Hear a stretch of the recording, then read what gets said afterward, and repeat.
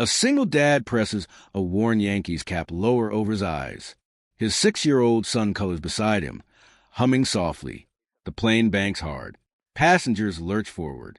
Cabin lights flicker. Outside the window, 2 F-16 fighter jets. Wingtip to wingtip. The cockpit radio erupts. Flight 438. Confirm passenger manifest. Colonel Nathan Cross. Is he on board? The captain's hand trembles on the yoke. A flight attendant rushes down the aisle, her face drained of color. She stops at row 7. Her voice cracks. Sir, the Air Force needs to speak with you. Now! The cabin falls silent. The F-16s peel away. Flight 438 continues its descent into Philadelphia International. But 36 hours earlier, Nathan Cross's world looked very different. 3:47 a.m. Industrial Park C, Philadelphia Regional Airport. A loading dock bathed in sodium lights. Cargo pallets stacked 8 feet high. The smell of diesel and cold asphalt. Nathan Cross pulls a worn jacket tighter against the November wind. His breath clouds in the air. He's 42 but looks older, lines around his eyes, gray threading through dark hair, hands scarred and calloused from years of work that has nothing to do with flying. He hefts a 60-pound box onto a conveyor belt. Then another, and another. Minimum wage. Overnight shift. No benefits. Around him, other warehouse workers joke and complain. They know Nathan as the quiet guy. Single dad. Keeps to himself. Always picks up extra shifts when Jamie needs new shoes or the Honda needs another repair. They don't know what he did before this. They don't ask. Nathan doesn't tell. 6:15 a.m. A small duplex in Kensington. Nathan pushes open the front door, exhaustion heavy in his shoulders. The place is small. 2 bedrooms, peeling paint, a kitchen barely big enough for a table. But it's clean. Safe. Home. He finds Jamie asleep on the couch, wrapped in a Superman blanket. A coloring book lies open on the floor.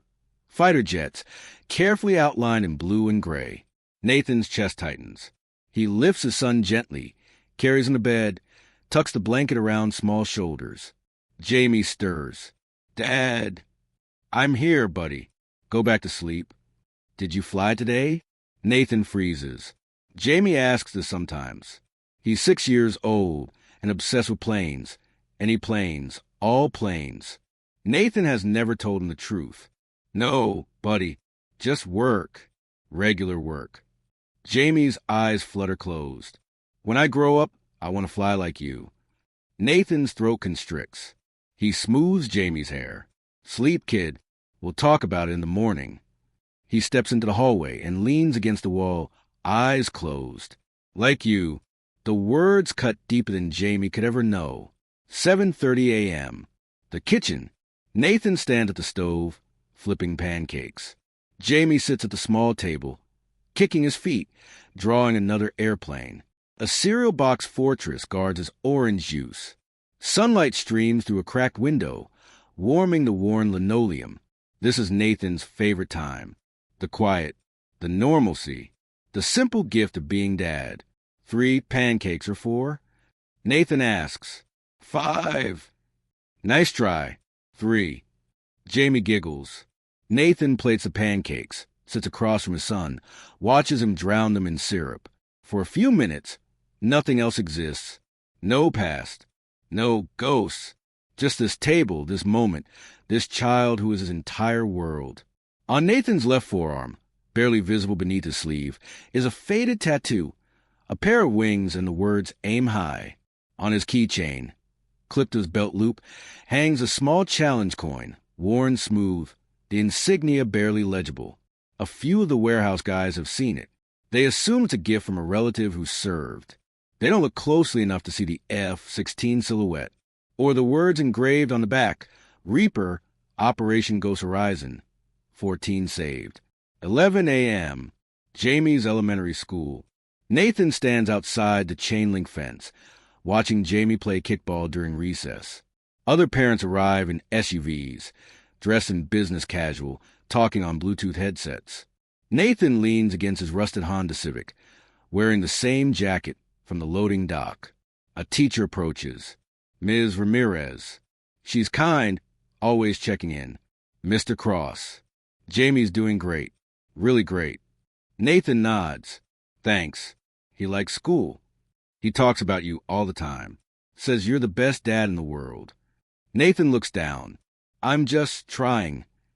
Ms. Ramirez hesitates. I noticed on his emergency contact form, no other family listed? It's just us, Nathan says quietly. His mom passed when he was born. I'm sorry. Nathan watches Jamie chase the ball, laughing with the other kids.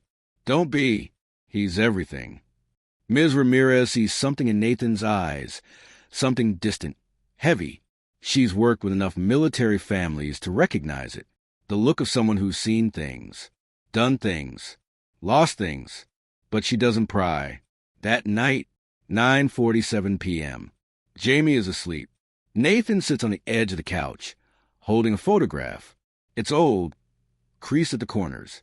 7 pilots in flight suits, standing in front of an F-16, arms around each other's shoulders, smiling, young. Nathan is in the center, 36 years old. Squadron commander patch on his chest. Call sign stitched above his heart. Reaper. He traces a finger over 2 faces in the photo, both marked with small black ribbons in the corner. Ghost Horizon.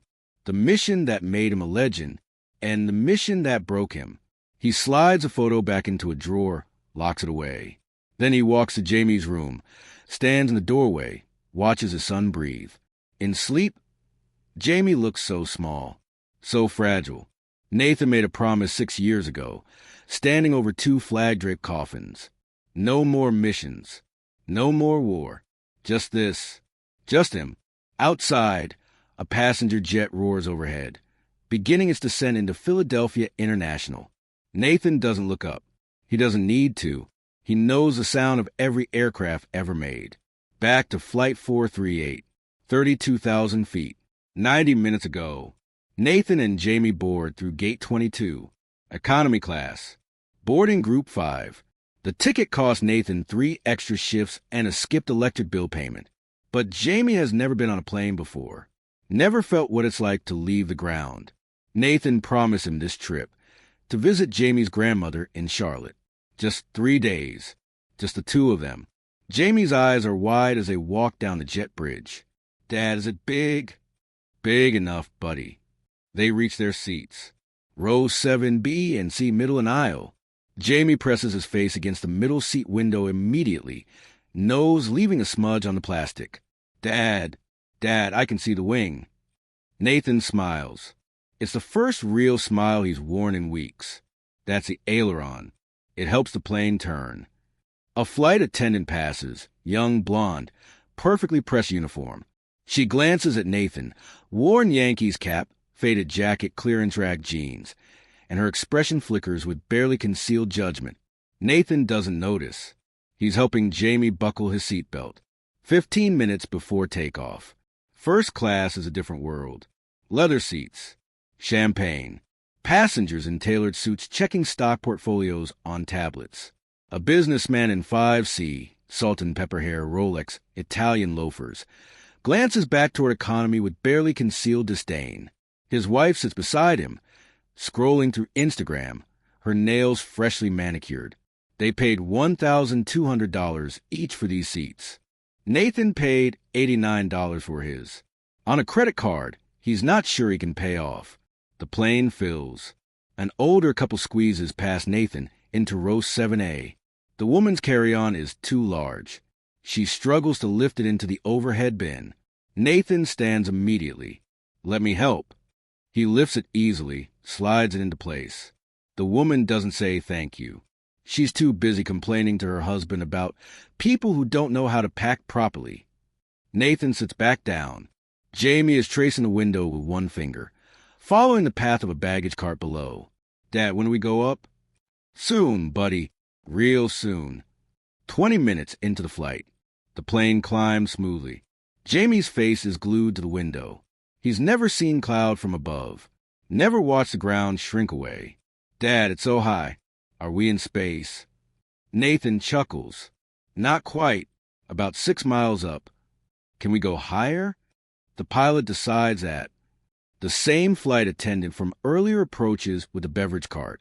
She's polite, efficient, mechanical. Drinks. Orange juice for him. Nathan says, water for me. She pours the juice into a plastic cup, hands it to Jamie without smiling, gives Nathan his water, moves on without a word.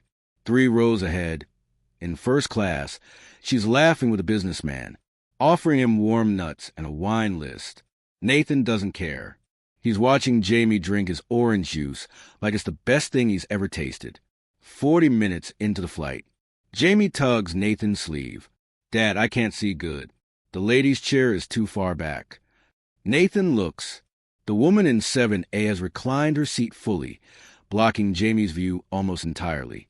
Nathan leans forward, polite. Excuse me, ma'am. Would you mind bringing your seat up just a little? My son's trying to see out the window. The woman doesn't even turn around. I paid for the seat.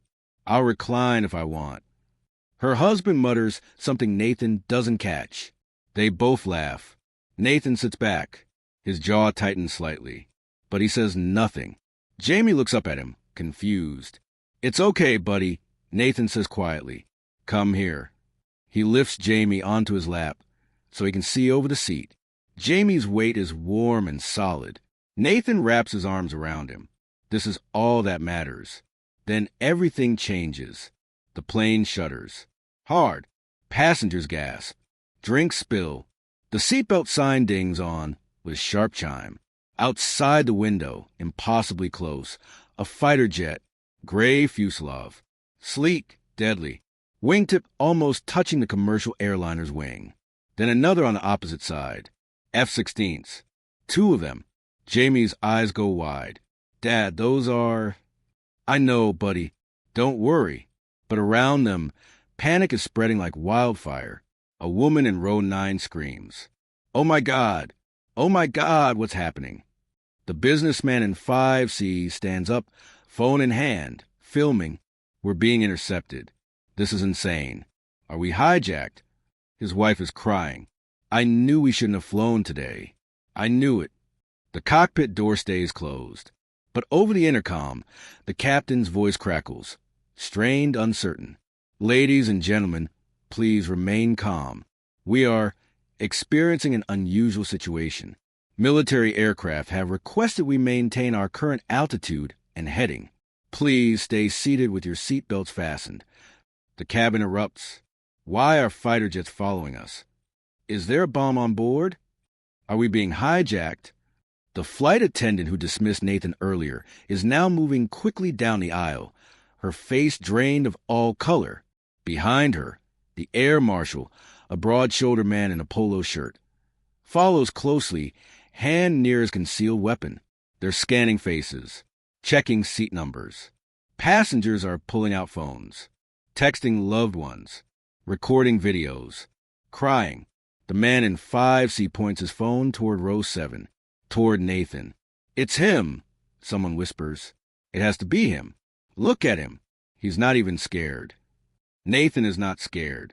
He's sitting perfectly still, one arm around Jamie, the other resting on the armrest. His breathing is calm. His eyes are steady. He watches the F-16 to the window with a focus that doesn't waver. Jamie looks up at him. Dad, why is everyone scared? Nathan's voice is low, soft. Because they don't understand what's happening yet. Do you understand? Nathan doesn't answer. The flight attendant stops at row 7. Her hands are shaking. The air marshal stands behind her, eyes locked on Nathan. She swallows hard. Sir, are you Nathan Cross? Every head in economy class turns. Nathan looks up at her. His face is unreadable. Yes. Her voice cracks. The United States Air Force is requesting immediate contact with you. You need to come to the cockpit. Now. The cabin falls into absolute silence. The businessman in 5C raises his phone higher, recording everything. The woman in 7A who refused to move her seat is now pressed against the window, staring at Nathan like he's a bomb about to detonate. Nathan unbuckles Jamie's seatbelt, lifts him gently, hands him to the elderly man across the aisle who looks too terrified to refuse. Watch him for me. I'll be right back. He stands, 6 feet tall, calm, unhurried. The air marshal's hand hovers near his weapon. Nathan walks toward the cockpit without a word. Behind him, Jamie's small voice cuts through the silence. "That's my dad." No one responds.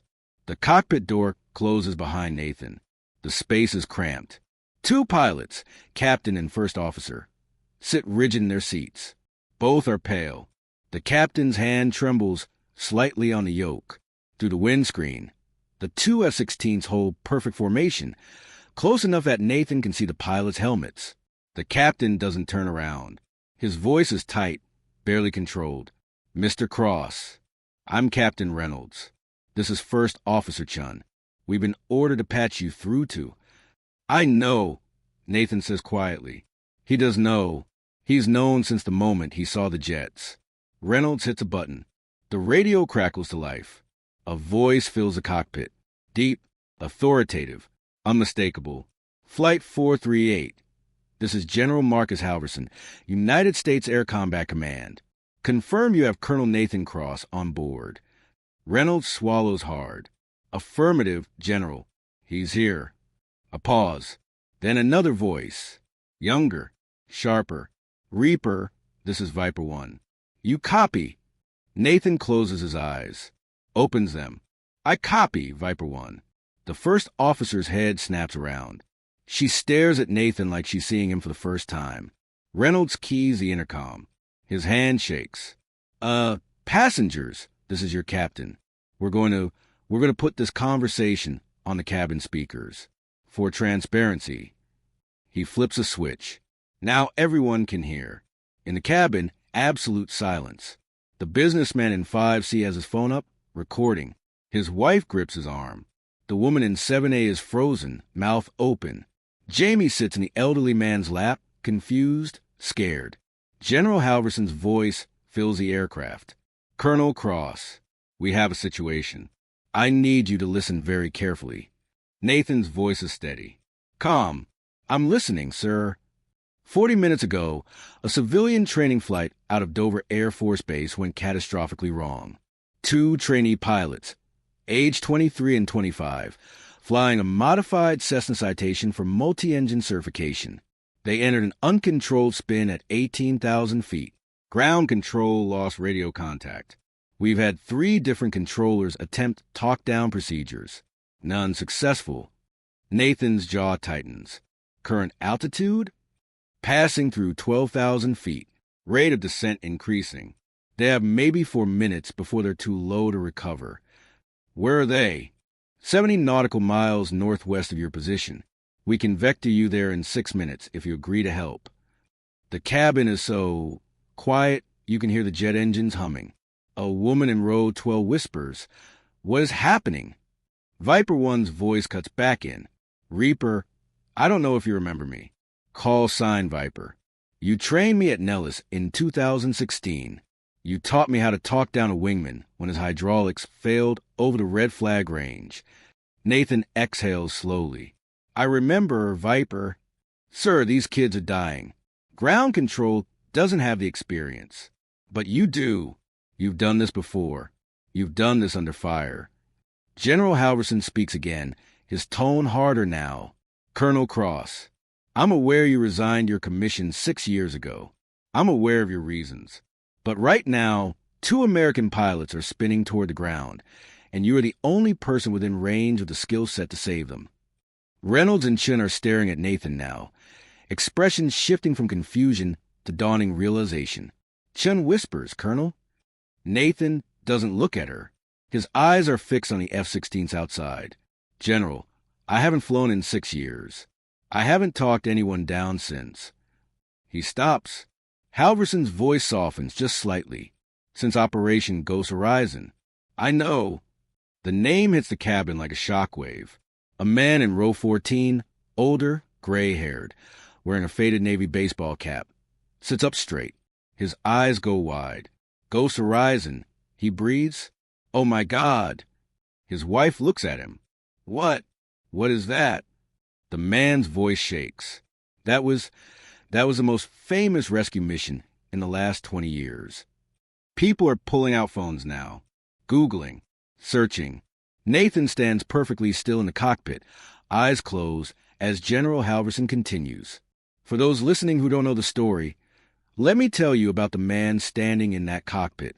6 years ago, Colonel Nathan Cross, called Sign Reaper, was a commanding officer of the 421st Fighter Squadron.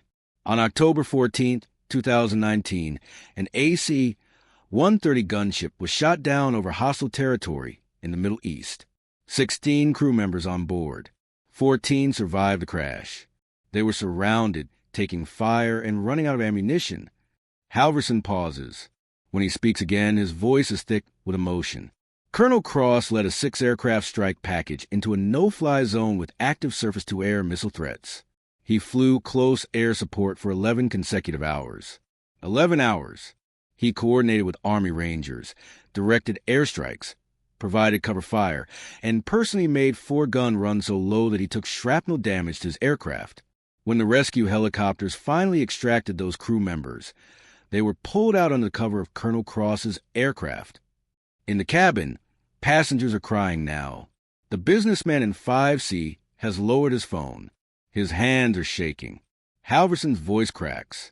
14 men and women came home that night because of Nathan Cross. He received the Air Force Cross for Valor. He was recommended for the Medal of Honor. But 2 crew members died before the rescue arrived. And Colonel Cross has carried that weight ever since. Nathan's hands are clenched into fists. His breathing is controlled but shallow. He resigned his commission 3 months later. Halverson continues. Disappeared. We've been trying to find him for 6 years. And today, by pure chance, he's on this flight. Viper One's voice returns. Reaper, those 2 crew members who didn't make it, that wasn't your fault. You saved 14 lives. 14 families got their loved ones back. Because of you. Nathan's voice is barely a whisper. I should have been faster. You flew for 11 hours straight. Viper says. You gave everything. It wasn't enough. It was everything. Silence fills the cockpit, the cabin, the sky. Then General Halverson speaks one more time. Colonel Cross, I can't order you to do this. You're a civilian now. But those 2 trainee pilots spinning toward the ground, they're 23 and 25 years old. They have families, dreams, futures, and you are the only person who can save them. Nathan looks out at the F-16s, at the clear sky, at the world below. He thinks about Jamie, sitting in row 7, scared, waiting for his dad. He thinks about 2 flag-draped coffins, a funeral, a promise he made to himself. No more missions. But then he hears it. Viper One's voice. Quiet. Desperate. Reaper. Please. Nathan opens his eyes. He reaches for the radio. Patch me through to the trainee aircraft. Direct frequency. Captain Reynolds nearly collapses with relief. Yes, sir. Right away, sir. In the cabin, the Navy veteran in row 14 stands up, salutes. Others follow, one by one, row by row, until half the cabin is standing, hands over hearts, tears streaming down faces. Jamie doesn't understand, but he knows his dad is doing something important. Nathan's voice fills the radio frequency, calm and commanding. Training Flight Delta 7. This is Colonel Nathan Cross, call Sign Reaper. I'm here to bring you home.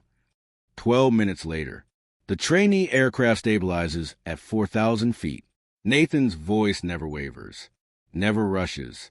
He walks him through every step, power settings, trim adjustments, coordinated rudder, the same way he once talked to wingmen through hydraulic failure over a combat zone. When the trainee pilot's voice comes back, shaking but steady, the entire cabin of Flight 438 erupts in applause. We're level, sir. We're level. Thank you. Thank you. Nathan closes his eyes. Land safe. Both of you. He hands a headset back to Captain Reynolds and walks toward the cabin door. Philadelphia International. 40 minutes later.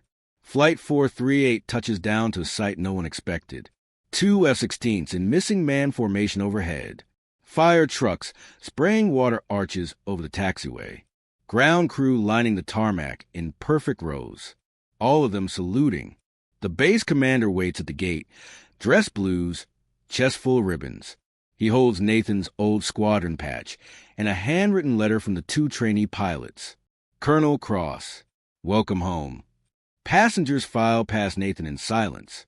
The businessman from 5C stops, shame burning in his face. I'm sorry. I didn't know. Nathan doesn't let him finish. You didn't need to know. The flight attendant who judged him approaches last, tears streaming. Sir, I'm so sorry for how I treated you. Nathan's expression softens. You were just doing your job. But he doesn't wait for more apologies. He kneels, lifts Jamie onto his shoulders, and walks toward the terminal. 3 days later, the small duplex kitchen. The Air Force has offered Nathan everything. His commission reinstated, full colonel rank, teaching position at the fighter weapons school in Nevada, salary that would change their lives. Nathan declines it all. I'm right where I need to be. The recruiter looks confused. Sir, with all due respect, you're working a warehouse overnight shift. Nathan glances toward Jamie's room, where his son is building a Model F-16. No, Nathan says quietly, I'm raising my son. Final scene. Nathan and Jamie sit at the kitchen table. Glue. Tiny plastic pieces.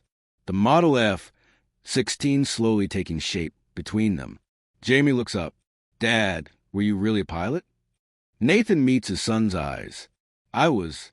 A long time ago. Were you scared? Nathan pauses.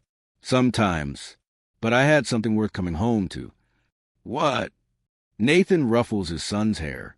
You, buddy, always you. Outside, the world keeps spinning. Headlines fade. Videos disappear. But in this small kitchen, in this quiet moment, Nathan Cross is everything he needs. Narration closes. True honor doesn't demand recognition. It doesn't wear medals on a shelf or rank on a sleeve. It wears a faded Yankees cap and makes pancakes at dawn. The strongest warriors know when to lay down the sword. The bravest heroes know that some battles are fought not in the sky, but at a kitchen table with glue-stained fingers and a child's laughter. The greatest mission isn't the one that earns you a commendation. It's the one that earns you a hug at bedtime and the words, "You're the best dad in the world." Colonel Nathan Cross saved 14 lives in the deserts of the Middle East. He saved 2 more at 12,000 feet over Pennsylvania. But the life he saved most was his own, the day he chose to be dad first. If you believe the most elite operators are the fathers who stay, subscribe. Because the world needs more stories about the quiet heroes who choose love over glory, presence over prestige, and tucking in their kids over every medal the military could ever offer. That's real valor. That's real strength. That's Reaper, just dad,